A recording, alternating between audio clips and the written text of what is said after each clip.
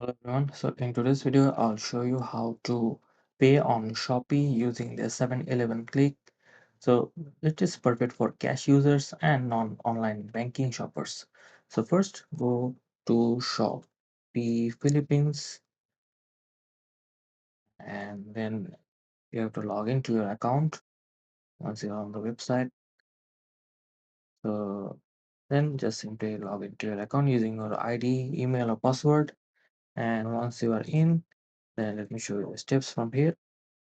So go to the shopping cart, and at the top right to view your select items. And once you are done that, then make sure all the item quantity and the price are all set and correct before proceeding. Then scroll down to the payment method section and click the place order button, and make sure you have everything ready. For example, you can choose cash on delivery as payment method, and then or you can just click that option and this will drop down, and you can choose payment center or e-wallet. And after you choose payment center and e-wallet, you will see these options here.